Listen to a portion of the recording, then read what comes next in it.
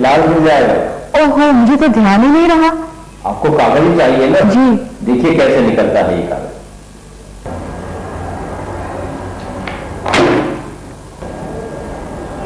कागज को झटके से खींचा, न गिलास गिरा और न पानी छलका। अरे वाह, जरा मैं भी करके देखो। ऐसी ही एक एक्टिविटी और भी है। यहां कागज के ऊपर एक सिक्का रखा है।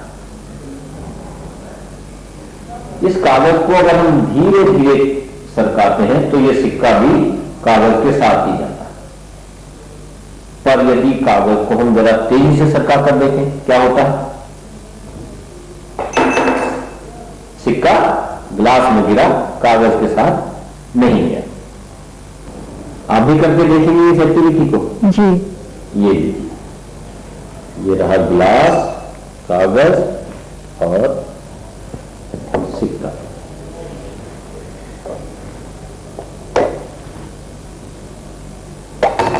ये सिक्का गिलास नहीं गया।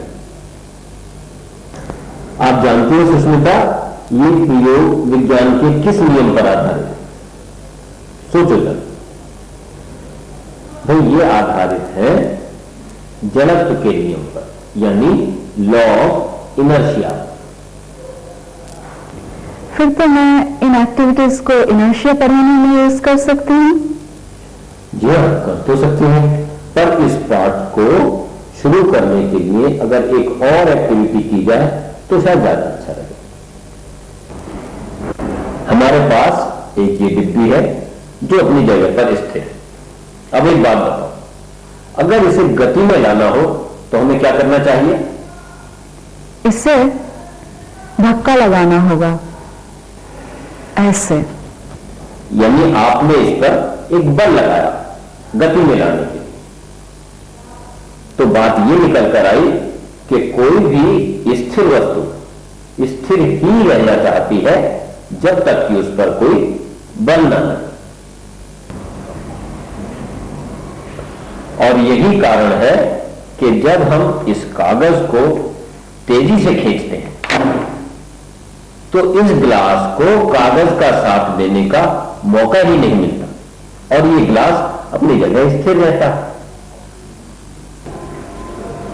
इसीलिए सिक्का कागज के साथ नहीं जाता, अपनी जगह स्थिर रहने के कारण गिलास में गिर जाता है। अच्छा, अब बात समझ में आई। अब इसी से संबंधित कुछ एक्टिविटीज और भी है।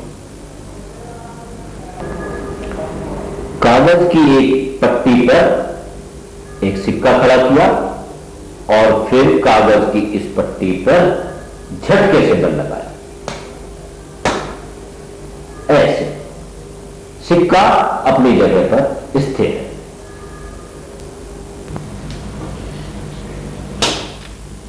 और इस बार भी यह सिक्का अपनी जगह ही स्थिर रहता है।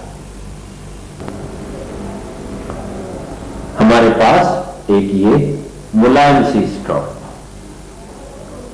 अब इस स्ट्रॉ को आलू के ऊपर जरा तेजी से मारकर देखते हैं।